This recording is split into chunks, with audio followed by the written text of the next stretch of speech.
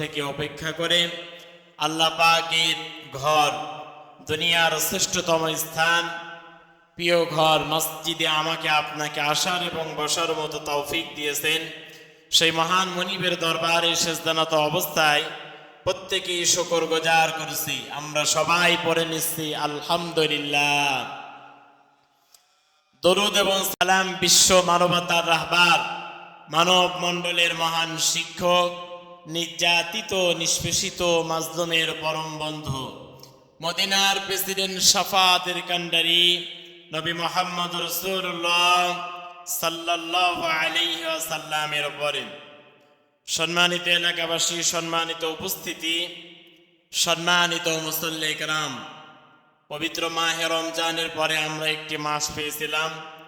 সেই মাসটি ছিল শাওয়াল মাস, এবং শাওয়াল মাস আমাদের থেকে বিদায় নিয়ে চলে গেল। আজকে জিলকদ মাস, হজের প্রস্তুতির মাস। হজের এই আজকে জিলকদ মাসের প্রথম তারিখ, জিলকদ মাসের প্রথম জমা। এই হজের মৌসুমে গোটা পৃথিবী থেকে কাবা শরীফকে তাওয়াফ করার জন্য প্রত্যেকেই মক্কা মদিনাতে রওনা দেবে। সুতরাং আল্লাহ পাক রব্বুল আলামিন তিনি যেন আমাদের ইচ্ছা শক্তিকে বৃদ্ধি করেন।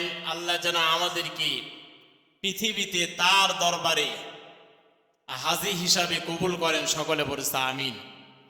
তামান পৃথিবী থেকে যারা হজে যাচ্ছেন আল্লাহ পাক প্রত্যেকের হজকে হজে মাবরুর কবুল করুন। সকলে বলছে আমিন। আর যারা হজ করে এসেছে আল্লাহ পাক তাদের হজকে কবুল করুন। সকলে বলছে আমিন। আমরা যারা ইচ্ছা করেছি, আমরা যারা হজে যেতে চাই, আমাদের যাদের সামর্থ্য নাই, আমরা আল্লাহ পাকের কাছে দোয়া করি আল্লাহ পাক যেন আমাদেরকে তার ঘর বাইতুল্লাহর জন্য কবুল এবং মঞ্জুর করুন। সকলে বলছে আমিন। আমি আপনাদের সামনে কোরআনুল কারীম থেকে সূরা আনফালের ২৭ নম্বর আয়াতে কারিমা তেলাওয়াত করেছি। এই আয়াত থেকে বিশ্ব নবীজির জীবন থেকে আমরা কিছু কথা শুনব এবং বাস্তব জীবনে আমল করার চেষ্টা করব। আল্লাহ পাক রব্বুল আলামিন তিনি যেন আমাদেরকে তৌফিক দান করে দেন। সকলে বলছে আমিন। পৃথিবীর মানুষেরা প্রত্যেকেই কেউ যদি মদিনাতে না যায় তাও তার হজ হয়ে যাবে, ঠিক কিনা বলেন? কেউ যদি মদিনাতে না যায়, সব মক্কাতে কাজ, কাবা শরীফ তাওয়াফ করা ফরজ, আরাফাতের ময়দানে দাঁড়ানো ফরজ, 2 টুকরা ইহরামের কাপড় বাঁধা ফরজ। কেউ যদি মদিনাতে না যায় তাও তার হজ হয়ে যাবে। তারপরেও মানুষেরা মদিনা মদিনা করে, মদিনার জন্য পাঞ্চা হৃদয়টা কাঁদে, ঠিক কিনা বলেন? কারণ পৃথিবীর সর্বশ্রেষ্ঠ মহামানব মদিনাতে আছেন। সেইখানে যদি মানুষেরা না যায়, ওর মনের ভিতরে একটু থেকেই থাকে, মনে হয় আমার হজ কবুল হয় না, ঠিক কিনা বলেন? সুতরাং পরিপূর্ণ করার জন্য প্রত্যেকেই প্রায় 5-7 দিন, 3-4 দিন মদিনাতে থাকে, 10-12 দিন থাকে। সেখানে মসজিদে নববীতে নবীজির কবরের পাশে সালাম দেয়, নামাজ আদায় করে। এগুলা কিন্তু হজের অংশ নয়। তারপরেও করে কেন? কারণ তিনি হচ্ছেন পৃথিবীর শ্রেষ্ঠ মহামানব, আমাদের মডেল, ঠিক কিনা বলেন? এজন্যই কিন্তু মদিনাতে মানুষেরা যায়। মানুষ গান বলে, মনে বড় আশা ছিল যাব মদিনায়। মক্কার কথা কিন্তু বলে না। মনে বড় আশা ছিল যাব মদিনায়, সালাম আমি করব গিয়ে, সালাম আমি করব গিয়ে নবীজি রোজায়। মনে বড় আশা ছিল যাব মদিনায়। মদিনার জন্য পান্তা কাঁদে। আল্লাহ পাক বিশ্ব নবীজি কে মক্কা থেকে মদিনাতে নিয়েছে কেন?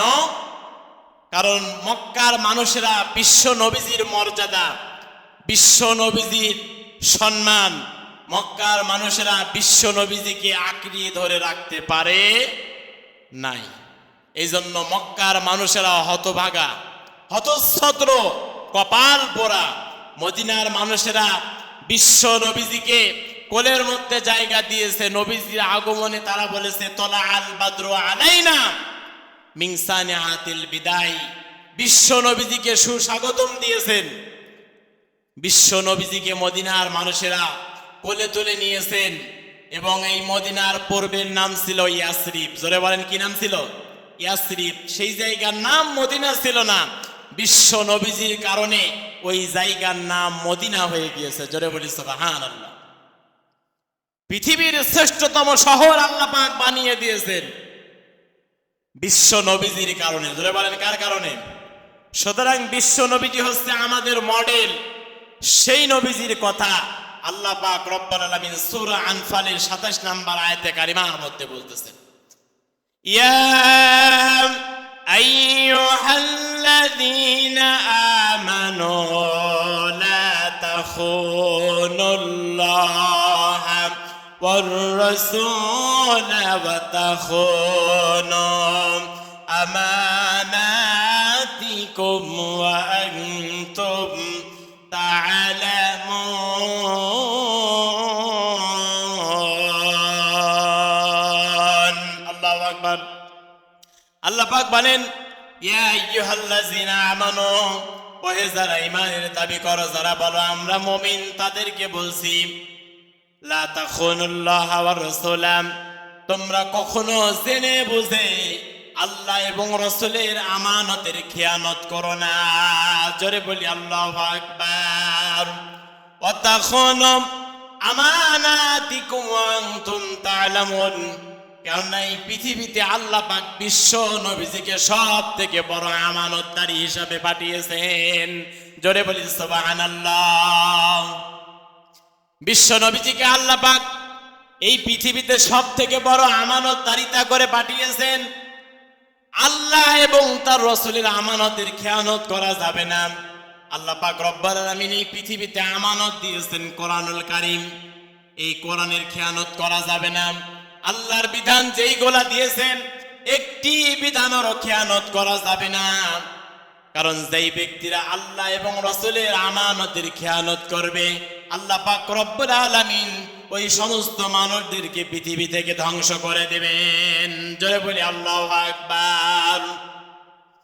বিশ্ব নবীজিকে আল্লাহ পাক এই পৃথিবীতে আমানতদারিতা করে পাঠিয়েছেন। মক্কার মানুষেরা বিশ্ব নবীজিকে আল আমিন আস-সাদিক নাম দিয়েছিলেন, উপাধি দিয়েছিলেন। তারা বলেছিলেন মুহাম্মদ সে নতুন ধর্ম নিয়ে আসতে পারে, কিন্তু মুহাম্মদ এই ব্যক্তির মধ্যে কোনো গরমিল নাই, দুই নাম্বারই কোনো কথা নাই, মিথ্যা কথা বলে না, আমানতের খেয়ানত করে না। মুহাম্মদ কখনো তিনি আমানতের খেয়ানত করে না, বিশ্বাস ভঙ্গ করে না। সমস্ত মক্কার কাফেররা বিশ্ব নবীজির কাছে তারা আমানত রাখতো, টাকা পয়সা রাখতো, সম্পদ রাখতো, জব রাখতো, গম রাখতো, খেজুর রাখতো। সব সম্পদগুলা বস্তার মধ্যে বেঁধে বিশ্ব নবীজির কদম মোবারকে হাজির করে দিত।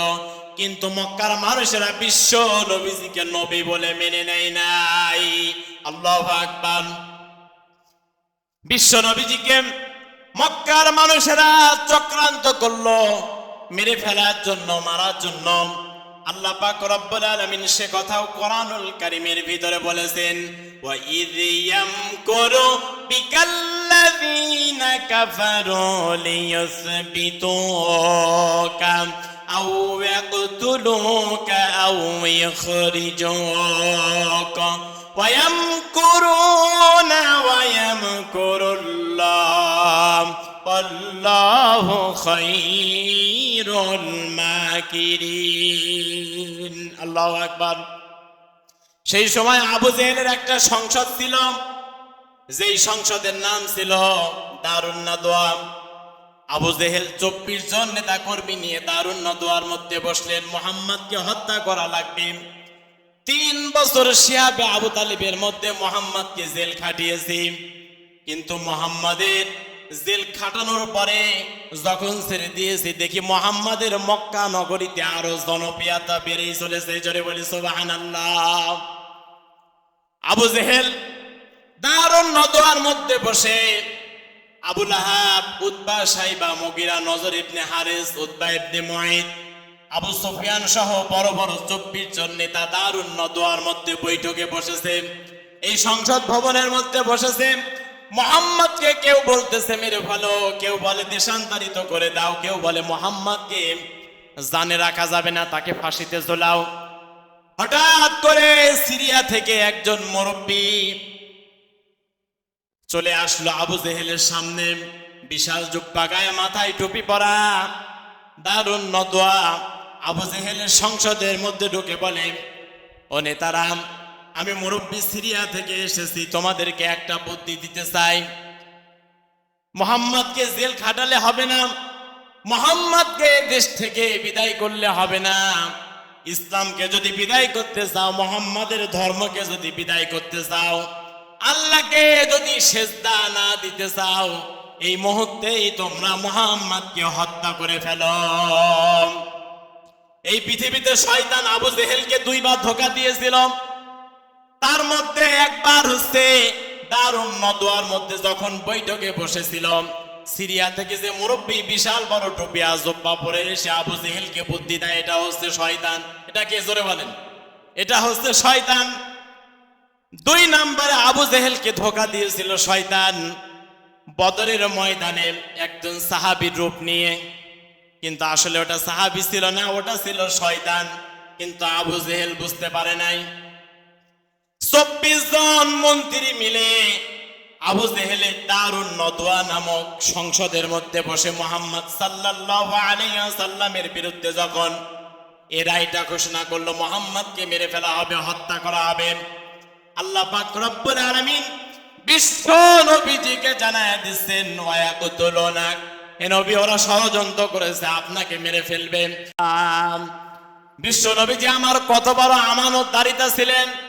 নবীজি আমার নিজের জামাতা হযরতে আলীকে ডাক দিয়ে বললেন, আলী দেব, আল্লাহ অর্ডার করেছেন এই মুহূর্তে আমাকে মক্কা থেকে মদিনাতে হিজরত করা লাগবে। ওরে আলী, আমার চাদর গায়ে দিয়ে আমার বিছানার উপরে তুমি শুয়ে থাকবে, চাদর শক্ত করে ধরে শুয়ে থাকবে। ওরে আলী, আজ থেকে 3 দিন পরে মদিনাতে আমার সঙ্গে তোমার দেখা হবে। হযরতে আলী বলেন, সিরাত ইবনে হিশামের মধ্যে লেখক লেখেন, বিশ্ব নবীজি যখন এই কথা বলেছেন 3 দিন পরে আলী তোমার সঙ্গে আমার মদিনাতে দেখা হবে, সিরাত ইবনে হিশামের লেখক বলেন, ওই মুহূর্তে হযরত আলী বলেছিলেন, আল্লাহ নবীজি বলেছেন 3 দিন পরে হিজরতের পরে নবীজির সঙ্গে আমার মদিনাতে দেখা হবে। আমার নিঃসন্দেহে বিশ্বাস হয় এই 3 দিনের মধ্যে আমার কোনো মরণ নাই, কারণ বিশ্ব নবীজি নিজে মুখে এই কথা বলেছেন। ওরা 24 জন নেতা কেন, আবু জেহেল কেন, আবু জেহেলের বাহিনী মিলে আমি আলীকে হত্যা করতে পারবে না। জোরে বলি সুবহানাল্লাহ। হযরতে আলী বিশ্ব নবীজির চাদর নিয়ে ঘুমাতে যাবেন। নবীজি আমার বললেন, আলী রে, এই যে সম্পদগুলো রাখা আছে, বস্তার উপরে নাম লেখা আছে, টাকার সম্পদ, এই যে টাকা পয়সা আছে, এই যে ব্যাগটা বাঁধা আছে, ব্যাগের উপরে লেখা আছে টাকার সম্পদ।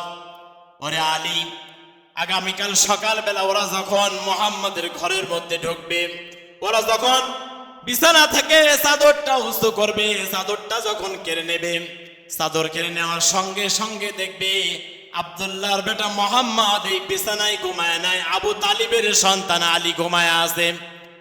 তখন যারা আমানত দিয়েছে আমি নবীজির কাছে, তখন তারা মনে করবে এতদিন ভেবেছি মুহাম্মদ একজন আমানতদারী নবী, সে কখনো আমানতের খেয়ানত করে না, কিন্তু এখন দেখছি মুহাম্মদ জানের ভয়ে আমানত গুলা কোথায় ফেলে চলে গেল, আমাদের আমানত গুলা বুঝতে দিল না।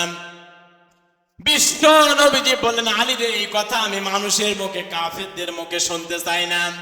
সুতরাং আগামীকাল সকালবেলা যখন কাফেররা আসবে, তখন তুমি বুঝে বুঝে হিসাব করে করে তাদের সম্পদ গুলা কাফেরদের কাছে পৌঁছায়া দিবা। জোরে বলি সুবহানাল্লাহ। নবীজি আমার এই কথা বলে মদিনার উদ্দেশ্যে রওনা দিলেন। মদিনার পথে তিনি হাঁটা আরম্ভ করলেন। হাঁটতে হাঁটতে নবীজি আমার হযরতে আবু বকরের দরজায় গিয়ে একটা টোকা দিলেন, বললেন, আবু বকর বাড়িতে আছো কিনা? সঙ্গে সঙ্গে আবু বকরের দরজা খুলে গেল। লাব্বাইক ওয়া সাদাইক ইয়া রাসূলুল্লাহ ইয়া হাবিবাল্লাহ হুজুর। নবীজি আমার বলেন, আবু বকর, আজ থেকে 6 মাস আগে আমি তোমাকে বলেছিলাম তোমার সঙ্গে আমার হিজরত করা লাগতে পারে মক্কা থেকে মদিনাতে আল্লাহর হুকুমে, আল্লাহর রাজি খুশির উদ্দেশ্যে।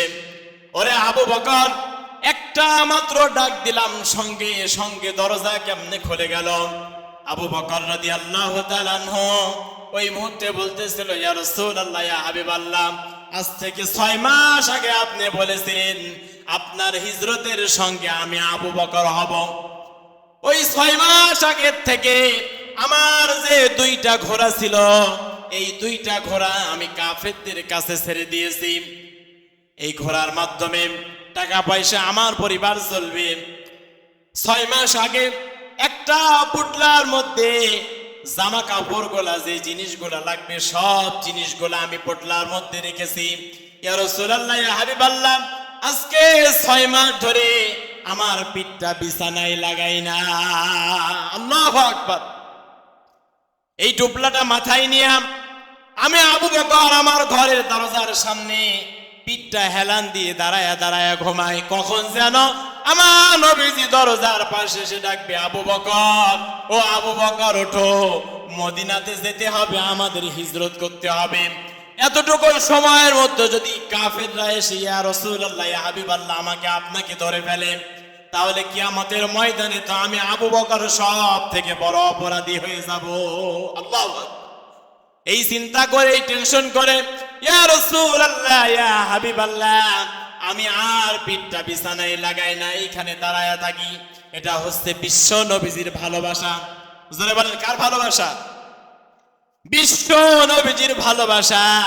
কারণ সাহাবীরা সারাটা জীবন বিশ্ব নবীকে ভালোবেসেছে।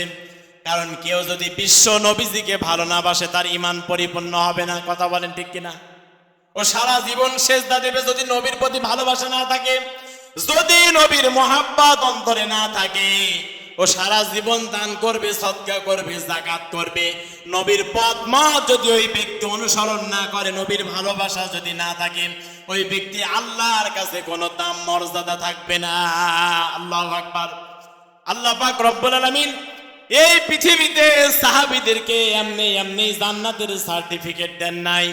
আল্লাহ পাক এই পৃথিবীতে বিশ্ব নবীজিকে ভালোবাসার কারণে 10 জন সাহাবীকে জান্নাতের ডাইরেক্ট সার্টিফিকেট দিয়ে দিয়েছেন। জয় বলি সুবহানাল্লাহ। তার মধ্যে 1 নাম্বার আবু বকর। সুবহানাল্লাহ বলবেন না? কারণ নবীজি বলেছেন হিজরতের রাতে আবু বকর আমার জন্য যে কষ্ট স্বীকার করেছে, আবু বকরের 1 রাতের আমল আর তামাম পৃথিবীর সারা জীবনের আমল যদি এক পাল্লায় তুলে দেওয়া যায়, তারপরেও আবু বকরের আমলের পাল্লা ভারী হয়ে যাবে। সুবহানাল্লাহ। জান্নাতি মানুষের মধ্যে 2 নম্বরে আছেন হযরতে ওমর, 3 নম্বরে আছেন হযরতে উসমান।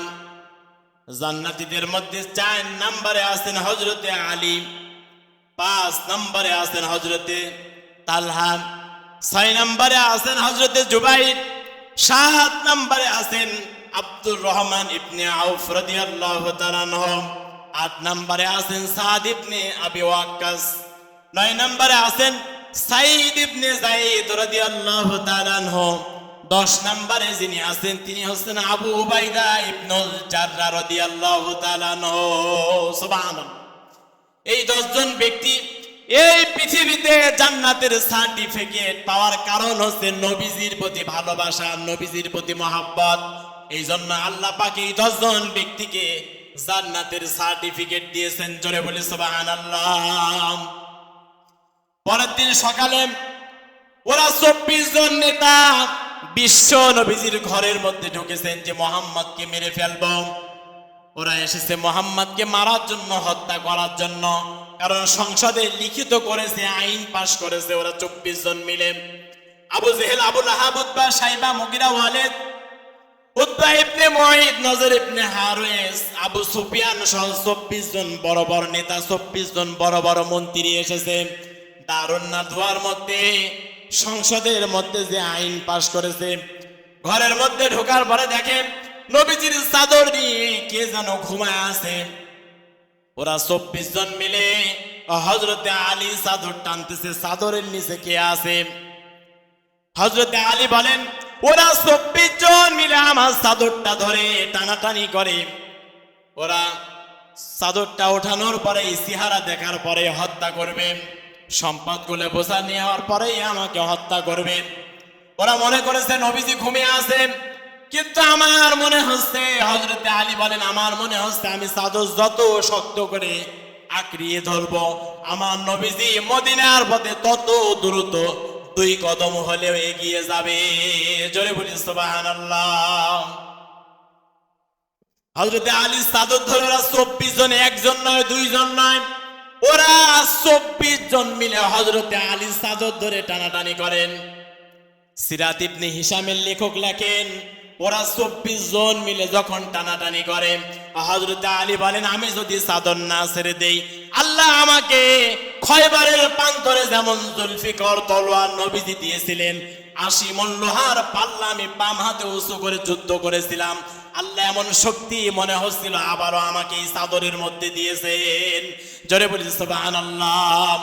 হযরতে আলী বলেন, আমার মনে হচ্ছিল নবীজির এই চাদরের মধ্যে আল্লাহ পাক এমন মুজিজা দিয়েছেন, নবীজির এই চাদরের মধ্যে আমি আলীর শরীরের মধ্যে আল্লাহ পাক এমন পাওয়ার দিয়েছেন, এমন ক্ষমতা দিয়েছিলেন। হযরতে আলী বলেন, কিয়ামত পর্যন্ত যদি বিশ্ব নবীজির চাদর যদি আমি ধরে রাখতাম, একটা কাফেরেরও ক্ষমতা নাই আমি আলীর হাতের থেকে চাদরটা ছেড়ে নেই। জোরে বলি সুবহানাল্লাহ। হযরতে আলী বলেন, ওরা 24 জন মিলে চাদরটা যখন আমার থেকে টান দিয়ে নিল, প্রত্যেকে মিলে প্রশ্ন করলো, আলী এইখানে তুমি কেন ঘুমিয়ে আছো? এখানে তো বিশ্ব নবীজির থাকার কথা, মুহাম্মাদের থাকার কথা। ওরা প্রত্যেকে এসেছে। নবীজি আমার ওই মুহূর্তে যখন বের হচ্ছিলেন, কাফিরেরা সামনে পড়ে গেল। বিশ্ব নবীজিকে আল্লাহ পাক সূরা ইয়াসিনের 2টা আয়াত শিক্ষা দিলেন। ইন্না জাআলনা ফি আ'নাকিহিম আগলালান ফাহিয়া ইলাল আযকানি ফাহুম মুকমাহুন وجعلنا من بين أيديهم سدا ومن خلفهم سدا فأغشيناهم فهم لا يبصرون।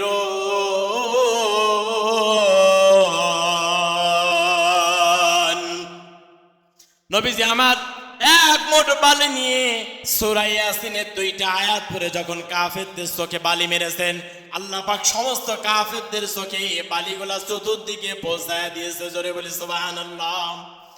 হযরতে আলীকে ডাক দিয়ে বলেন, ওরে আলী, তুমি কেন বিশ্ব নবীজির বিছানায় ঘুমায় আছো?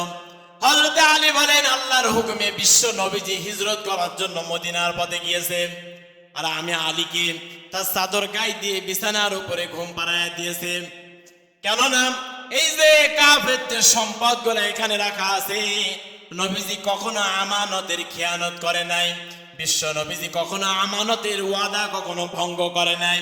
সারাটা জীবন কাফেরেরা বিশ্ব নবীজিকে মেনে চলেছে। আলামিন as-সাদিক বলেছে, নবীজির যেন আলামিন নামের কলঙ্ক না হয়, এই জন্য বিশ্ব নবীজি আমি আলীর হাতে এগুলা দিয়েছেন। সকালবেলায় কাফেররা নেতারা, আপনি এসেছেন, আপনাদের কাছে এই সম্পদগুলা বোঝায় দিচ্ছি। হযরতে আলী খুঁটে খুঁটে সম্পদগুলা বোঝায় দিয়েছেন। জোরে বলি সুবহানাল্লাহ। সুতরাং এই পৃথিবীতে